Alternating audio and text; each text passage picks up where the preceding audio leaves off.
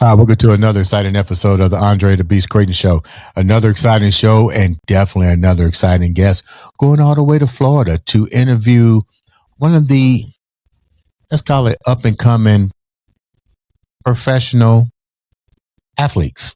I won't say bodybuilding, I won't say figure. I won't put any label on it, but she's the next upcoming. Let me tell you where we're going with this story. It's definitely a story of empowerment, definitely a story about overcoming. And to have her on the show, knowing that she's creating a presence on social media, is very touching to me that she's allowing herself to come on the show and be transparent and tell us about this journey and how it all took place. Let's welcome to the show the one, the only Miss Tonya Starman. How we doing, baby girl? I appreciate it. I'm doing well today. Thank you.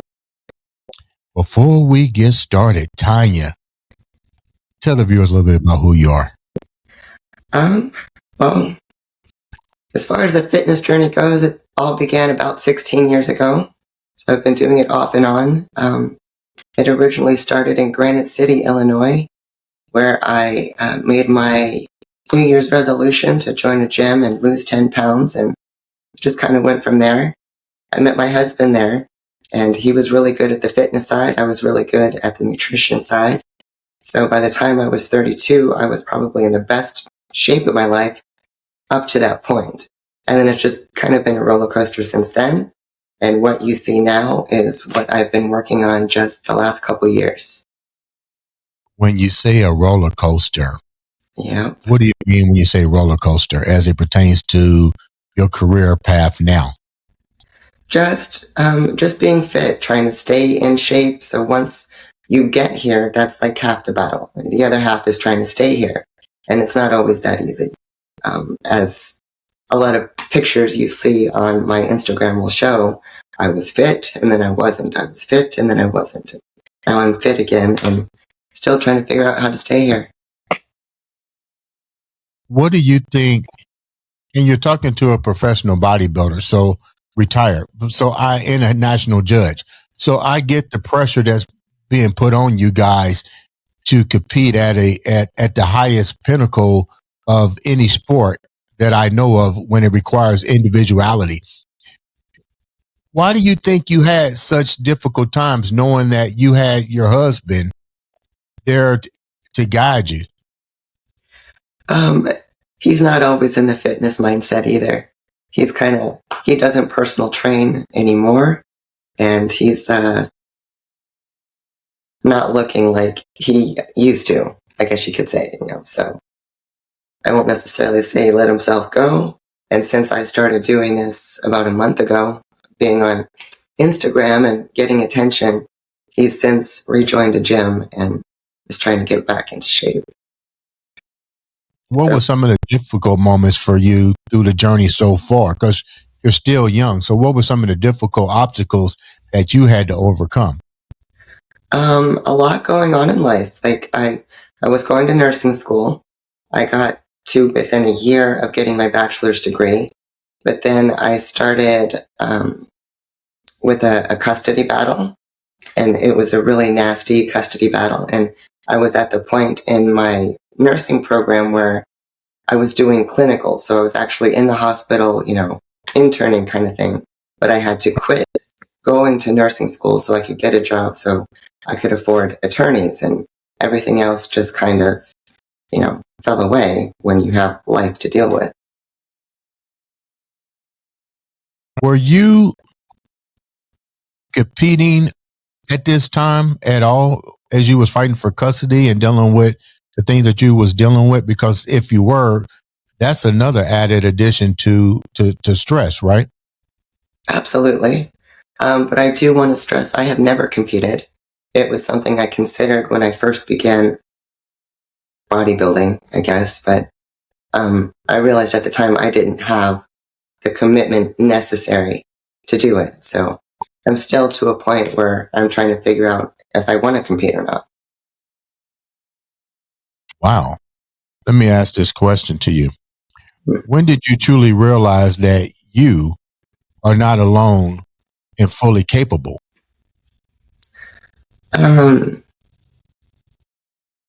I guess I still don't. You know, sometimes it feels like you are alone and still feeling like an imposter almost, just kind of trying to figure it out still.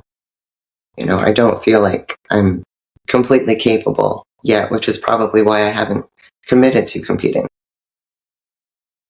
Go deeper. What do you mean? Like you don't feel?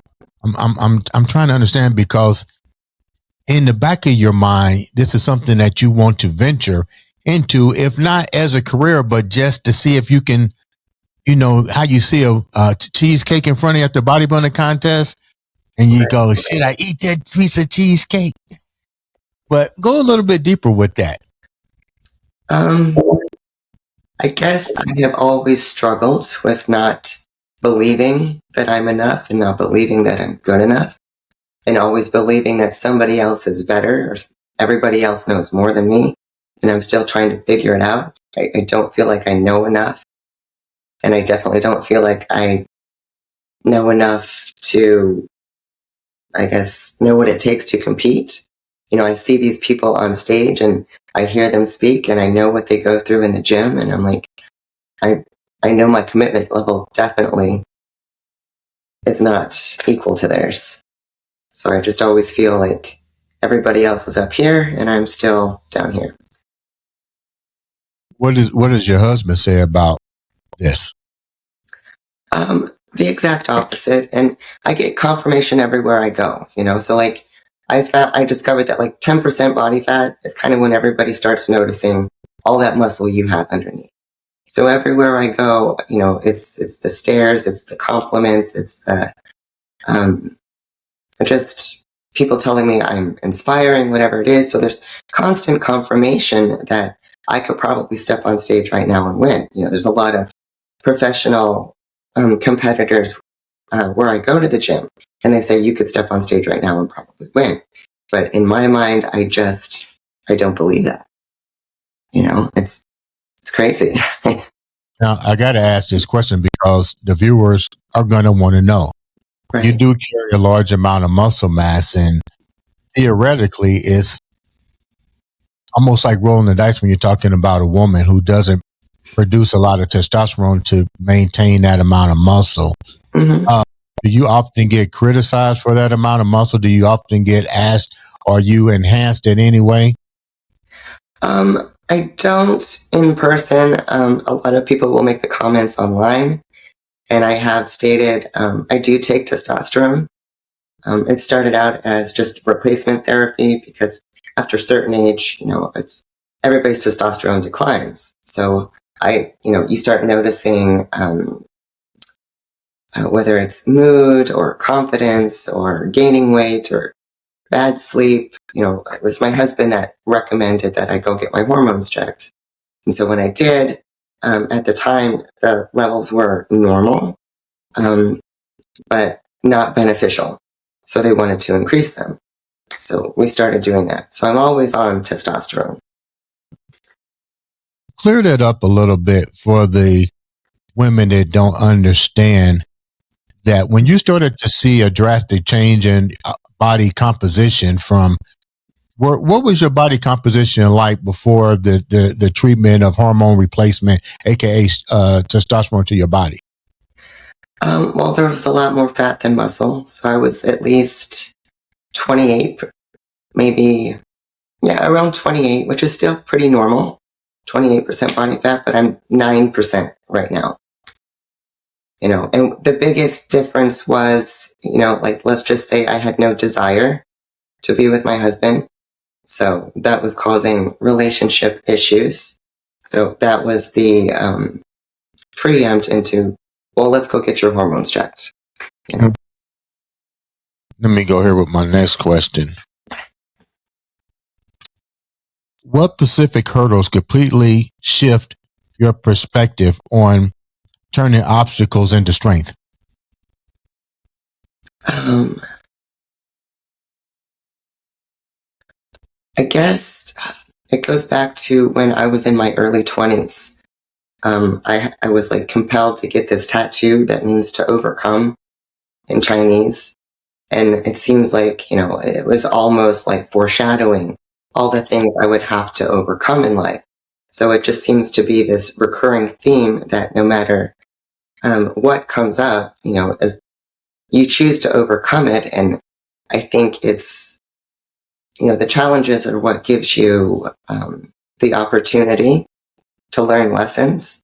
So overcoming any obstacle it just makes you stronger, wiser, more capable, and better to help other people on their own journey. So it's just what am I trying to say?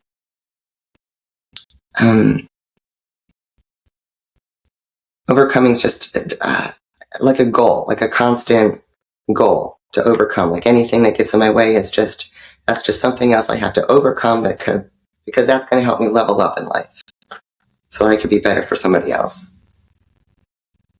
When you say this like of, when you're talking,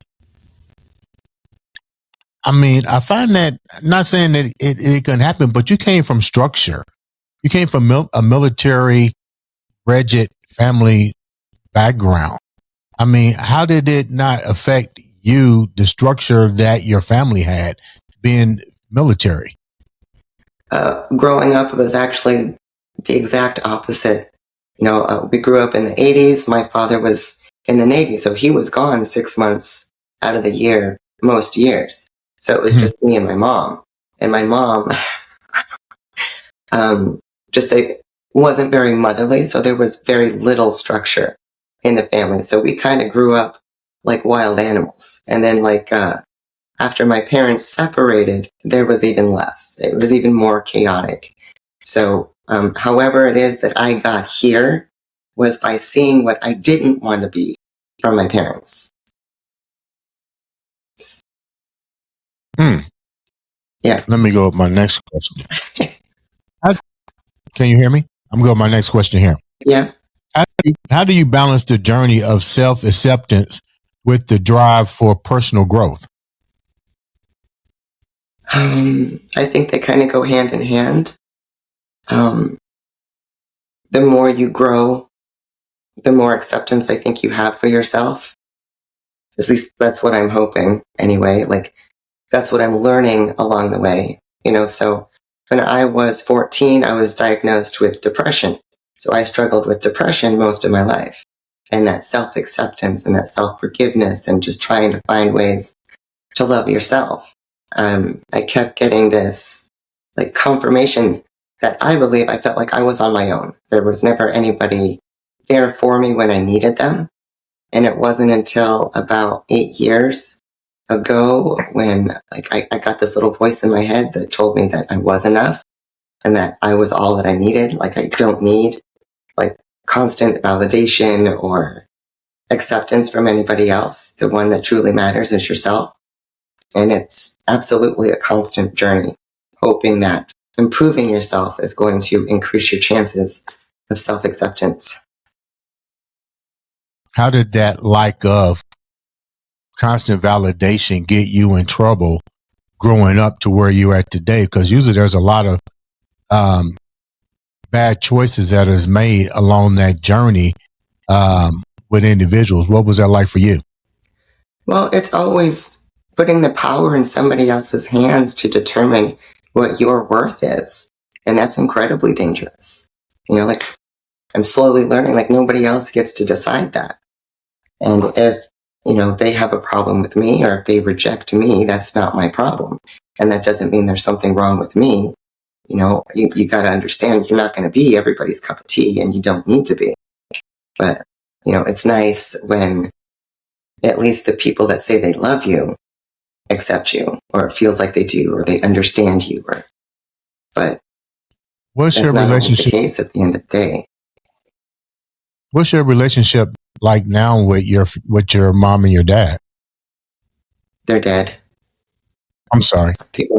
It's all right. They both died a few years ago, actually, and it was crazy. Like, my dad died early January, and my mother died a week later.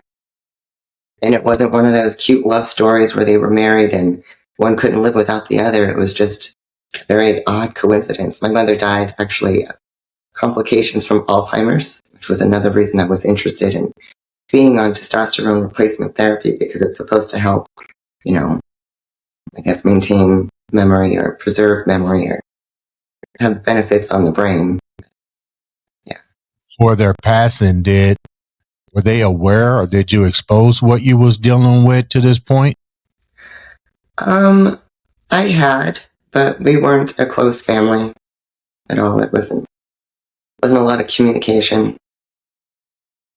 So always on my own, just trying to figure it out. My next question: what does true transparency look like to you in a digital world of fitness and health? It seems like I think a lot of people want all that transparency maybe, but it's kind of like not everybody's ready for the truth, so, and then you yourself, like if you want to be that transparent, you're opening yourself up to everybody else's criticisms and judgments. And, I'm already experiencing some of that. So, me only doing this like a month, I'm still trying to figure out, it's all timing for me. So if I want to be transparent like I am being, like I notice a lot of people don't talk about, I don't know, maybe their blood work or all the supplements they're taking or all the behind the scenes stuff. Everybody just posts all the good stuff, So I want to make sure that if I'm going to do this, I want to document it correctly, my way. I don't mind being transparent. I don't mind saying that I'm on testosterone. I don't mind saying that I've done a cycle of DECA. I've done a cycle of Primo. I'm currently taking Winstrol. So I'm just out here trying to, mess around and find out what kind of results I get. You mentioned people don't like to hear the truth. Right. What was the hard fact truth that was told to you that you was in denial about for years or whatever? A lot of people get stuck in the cycle of repeating all of their problems and not doing anything about it.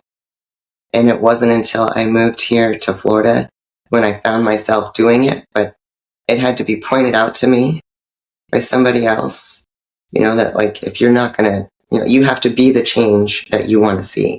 And nothing changes if nothing changes. So if you're not going to do anything about it, you're going to be stuck in this cycle year after year, decade after decade, and you're going to lose everybody around you because it's a complete drain on them to have to hear you say it over and over again and not do anything. And it's nobody else's responsibility to fix your life but your own. So, what was your cycle, and who were you married as you was repeating these cycles? Yeah, marriage can be very challenging at times, let's say. So, it's probably one of the most challenging things I have and continue to go through. I learn a lot of lessons in my marriage. There's a lot of self-growth, a lot of self-discovery, introspection. But, yeah.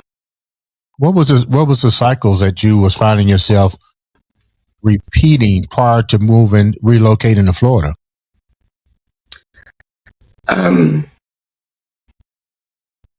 I guess getting stuck in just that I'm not good enough, and letting everybody tell me that I'm not good enough. I don't know if you saw on the Instagram the story of how I lost my first son. Yeah. That devastated me for decades. And during my custody battle, they actually used that against me to like try to make me look like a bad mother. And it was just, just a lot to go through, trying to not let that get to me. And I let it get to me. And not having, I guess, the support I needed at the time didn't help the situation.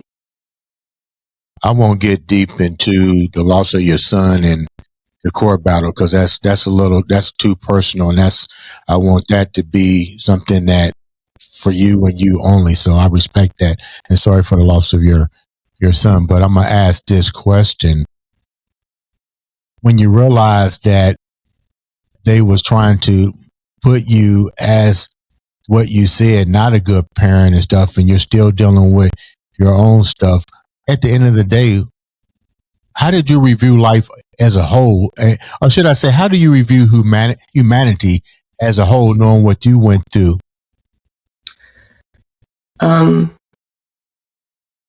Kind of like everybody's a teacher, so even though I don't want to call them bad, they were challenging things that were happening, and I didn't see it at the time, but I learned a lot of very valuable lessons and a lot of patience. So like I lost my son in that battle, but he lives with me now. So it's just being patient. And a lot of what helped me finally turn everything around was meditation. So after I moved here, I got off the depression medication because I found meditation, and that changed everything. You mentioned something that I heard. Marriage was a different beast, different mindset for you. Mm-hmm. What was that like for you, and how did it craft you to get to where you at now?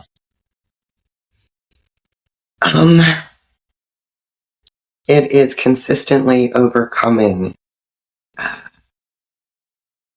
many obstacles that come up between us. It's a lot of times very turbulent, I'll say, and communication isn't always healthy. So it's just a lot of navigating that, in here. Okay. Let me ask my next question. What is the most rewarding part of sharing the unfiltered reality of your daily journey? Most rewarding. A lot of people say that I'm helping them, inspiring them, in just a short amount of time.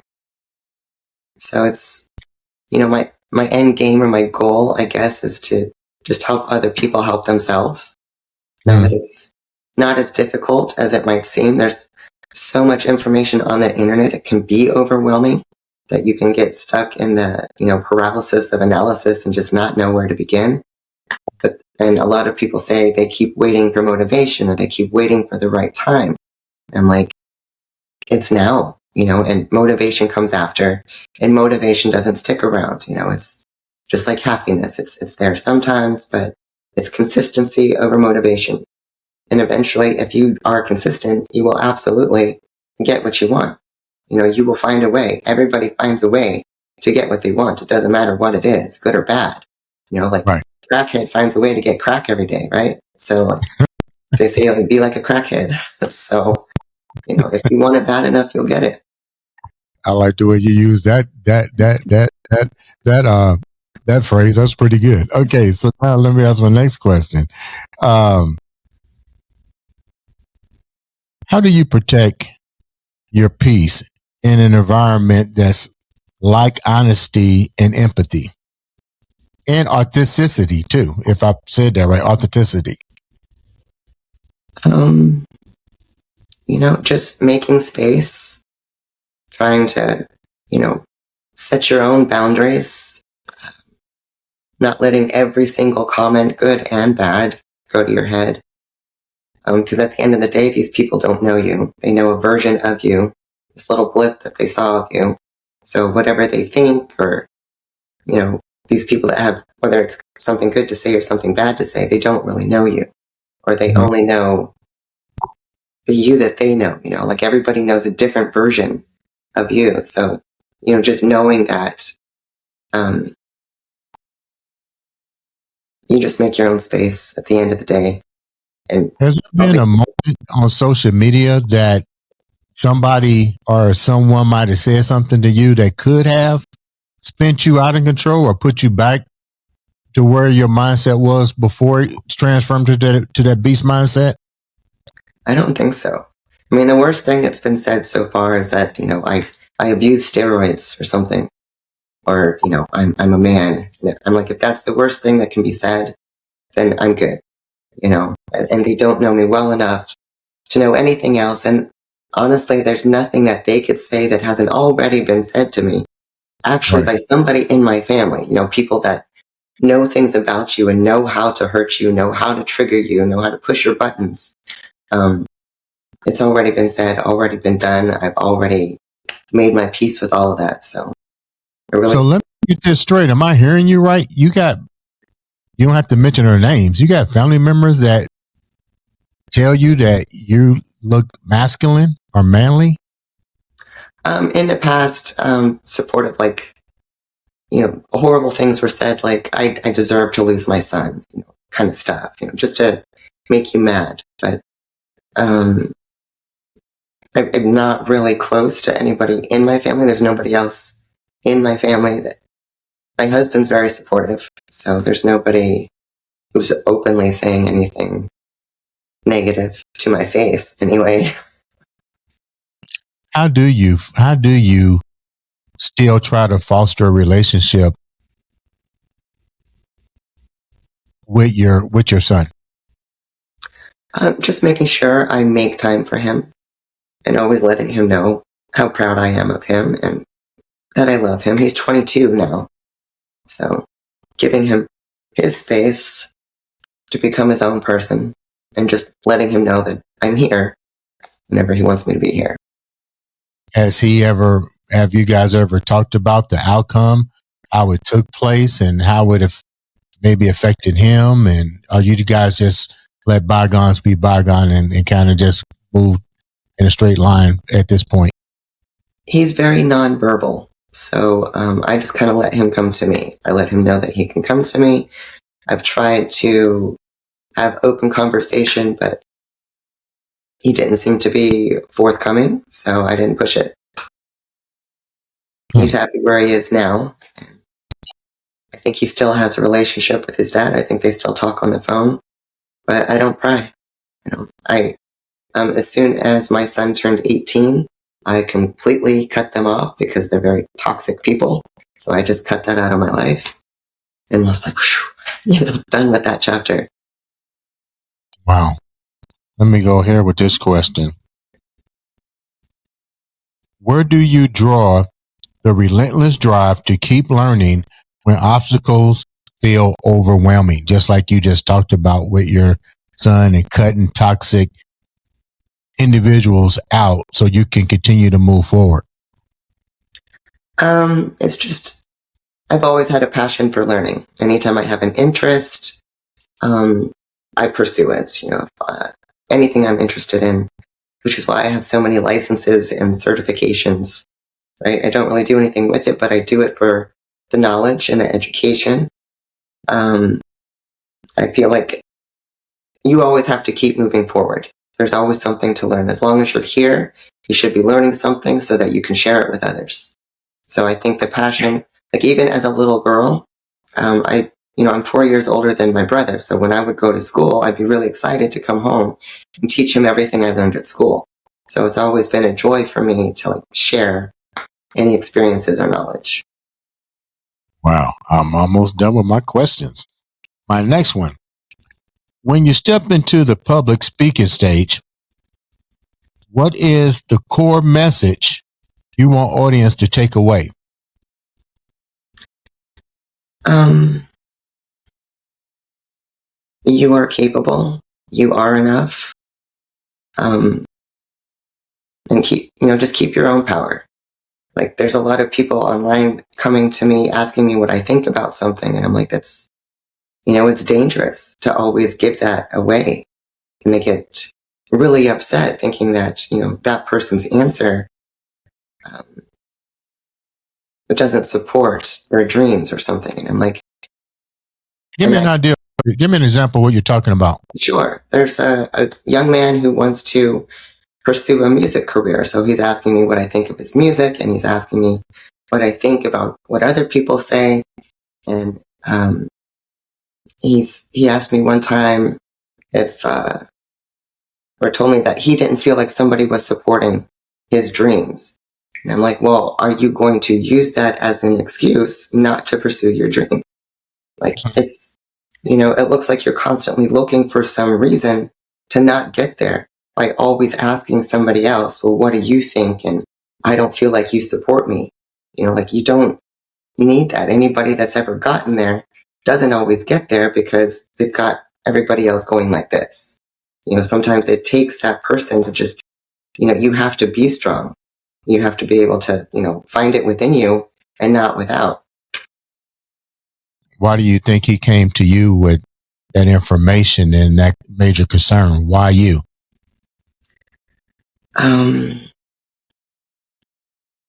Maybe because I responded. I gave him attention. I noticed if you give people just a little bit, a lot of people are seeking attention. They'll keep seeking it. My next question. What is the very first mindset shift you hope to speak into your listeners? I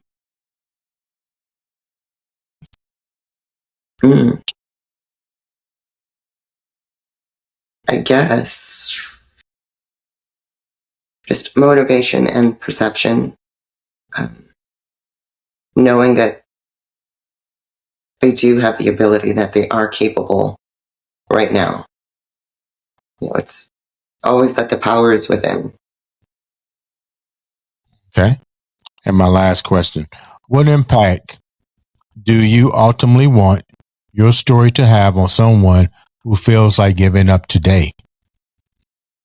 Change. I hope they change that mindset. It really doesn't take much. I don't know. When you look back on everything that you went through to coming off of the antidepressants, for not having that structure that you needed as a female, navigating marriage, debating whether or not to test the waters in bodybuilding. What's the end game here? Like, for you, would you change anything? Or more importantly, what's the biggest lesson out of all this? Oh my goodness. You ask hard questions. Look, you start speaking and you got tons of certifications and you ain't, I'm putting you through the test right now. That's that beast mindset. So what was the question again? don't even go there. And you got to be a good listener too. So this is the question. With everything that you've gone through, for lack of structure, for being on the antidepressants, for, trying to get validation, there are so many things that you've overcome. And being a strong woman, what's the end game here? Like, what was the biggest obstacle through this whole journey that really, when you look at the core structure here, shaped you into that beast mindset that you are right now? The thing that just self-acceptance, confidence, it's the thing that I'm still chasing, the thing that keeps me going, that little carrot that I keep dangling in front of myself, thinking that hopefully the longer I do this, the more familiar, the more comfortable, the more I'll grow into it. Because I still don't feel like an adult, like I'm not there yet. I'm almost 50. I'll be 50 in October, and I still feel like, I got a lot of growing up to do. I got a lot of learning to do, and, I feel like I'm finally on the right path. Okay. I like that. How can the viewers reach out to you, Tonya, and know more about your journey and follow you and be a support for you?